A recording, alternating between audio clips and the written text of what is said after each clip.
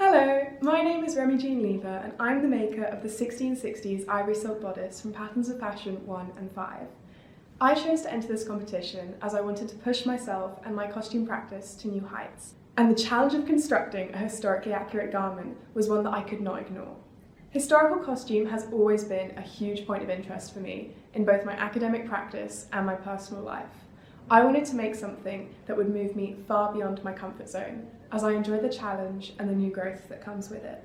I spent a long time considering which pattern to choose for this competition, as I approached it knowing I wanted to produce something entirely hand-sewn.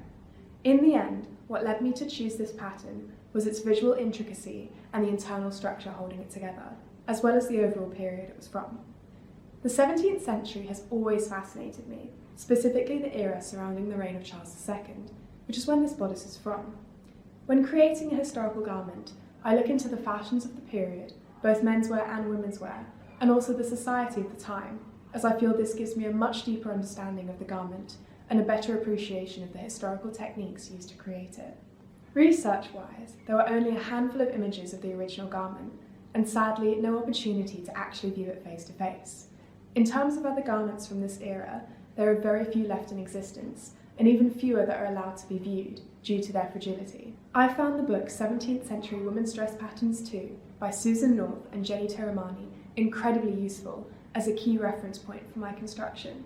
I relied heavily upon online archival images, historical portraits, and an overall understanding of the era to piece together what I needed to construct this garment. However, this did create problems when making, as there were some instances where I really needed to look at extant garments to properly understand certain elements of the bodice.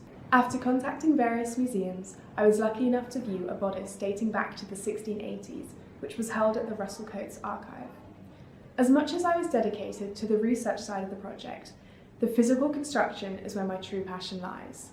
I try hard to keep high standards of organisation and time management, which is something that this project definitely needed, given the meticulous nature of it. Possibly the biggest challenge I came across with this bodice was its decoration.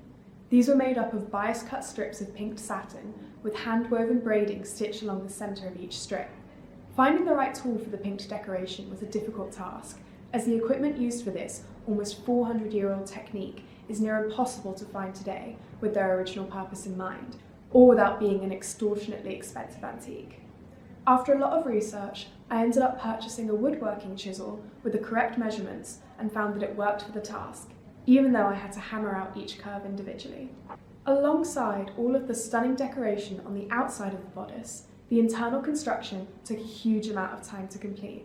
This bodice has 148 bones encased within the top layer and lining, slotted within backstitch boning channels, 14 stitches to every inch. Even though all this detail is hidden when viewing the finished garment, I felt that it was integral to the accuracy and form of this bodice, and it was of utmost importance to me that none of this was sacrificed. Even though it took months for my fingers to recover from over 50,000 stitches and a total of 475 hours of hand-sewn construction, this competition has pushed me to make what I believe is my most intricate and beautiful piece of work to date, and I'm so thankful for the opportunity to be able to bring this historical garment to life again, and absolutely honoured to be chosen as a finalist for this year's Patterns of Fashion competition.